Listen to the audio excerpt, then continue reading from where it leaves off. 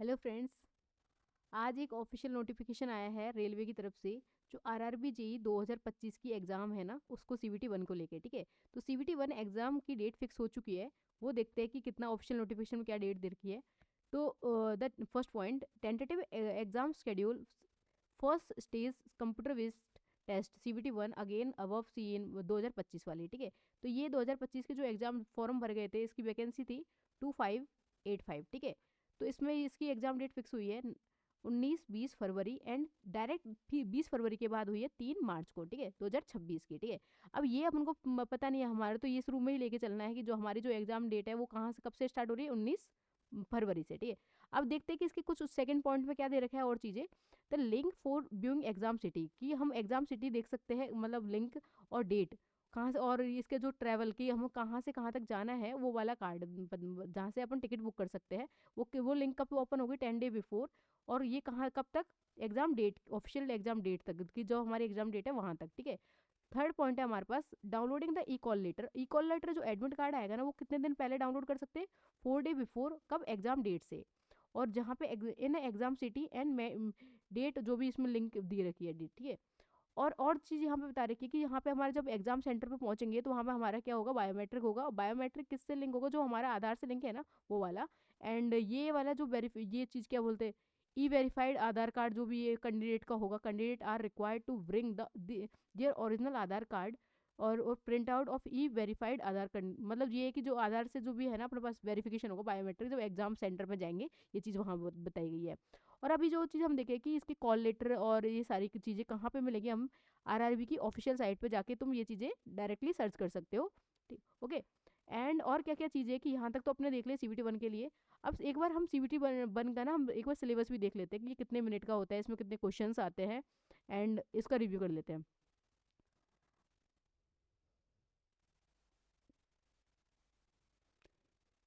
Stage first stage CVT one का ये इसमें है कि ड्यूरेशन कितना होता है, 90 मिनट के लिए। नॉर्मल जो पर्सन होगा उसके लिए 90 मिनट का होगा, जो किसी भी हैंडीकेप पर्सन होगा ना उसके लिए कितने मिनट का होगा, ये 120 मिनट्स के लिए।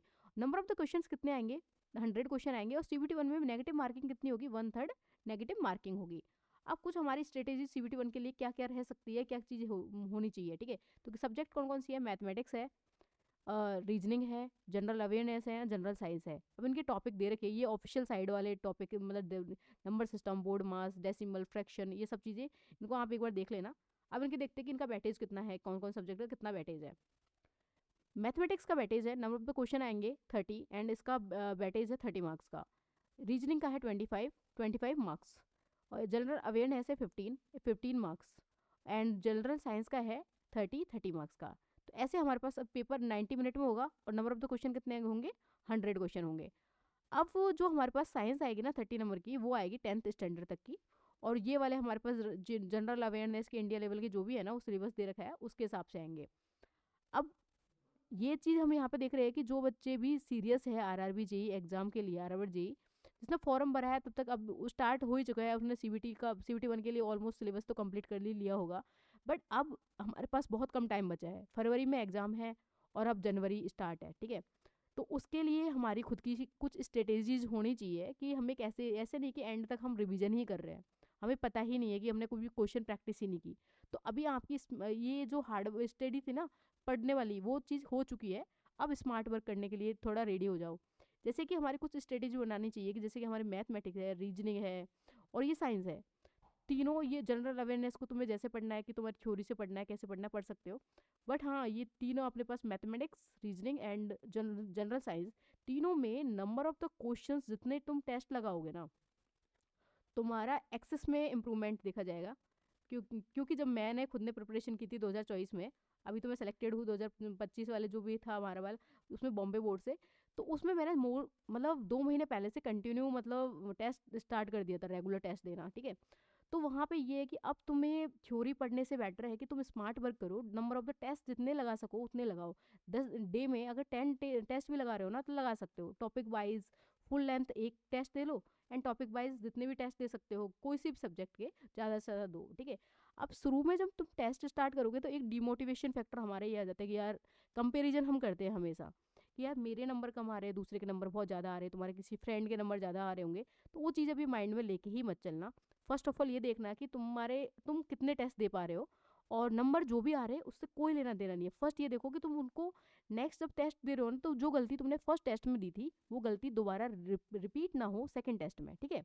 तो तुम जितने टेस्ट लगा रहे हो और ये टेस्ट जितने भी लगा रहे हो ना, उनको टिक मार्क करते चलना कि डे 1 में हमने 10 टेस्ट लगा दिए, ठीक है। उनके मार्क्स जो भी आएंगे, ठीक है, कोई भी इतना वो इम्पोर्टेंट है। डे 2 में कितने टेस्ट दिए हैं उनका रिवीजन, मतलब जे कि इनके जितने भी की पॉइंट्स है, जो भी तुमने गलती करी उनकी पॉइंट्स को नोट डाउन कर लेना, ठीक है। डे 3 में तुम्हारा फिर ये टेस्ट लगाने हैं। तो ये कि डे 15 में जाओगे ना, तुम्हारा ऑलमोस्ट सिलेबस कंप्लीट हो चुका होगा, सारे टाइप के जो क्वेश्चंस आते हैं ना पेपर में वो कवर हो चुके होंगे। तो डे 16 में जब तुम टेस्ट लगाओगे ना, ऑटोमेटिकली तुम्हारा टेस्ट अच्छा जाएगा और तुम्हारा मतलब सिलेबस कंप्लीट हो चुका होगा ये बाय टेस्ट, ठीक है। तो और टेस्ट लगाने से एक फ़ायदा और होता है कि हमारे माइंड में जो आता है ना कि पेपर कैसे बनता है, क्योंकि हमारा मॉक टेस्ट देते हैं तो ऑलमोस्ट वो पेपर पैटर्न पे ही होता है। ये नहीं बहुत ज़्यादा डिफरेंस होगा, पेपर पैटर्न कुछ और है, टेस्ट हम कुछ और लगा रहे हैं, नहीं, ऑलमोस्ट सेम होता है, ठीक है।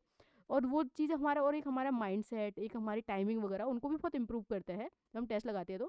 तो मैं तो यही सजेशन दूंगी कि आप जितने से ज़्यादा टेस्ट लगा सको उतना टेस्ट लगाना, और टेस्टों पे कितने शुरू में कितने मार्क्स आ रहे हैं उनको जज मत करना, और डिमोटिवेट मत होना, मतलब अपने लगे रहो, हो जाएगा। And all the best, all the for all the students.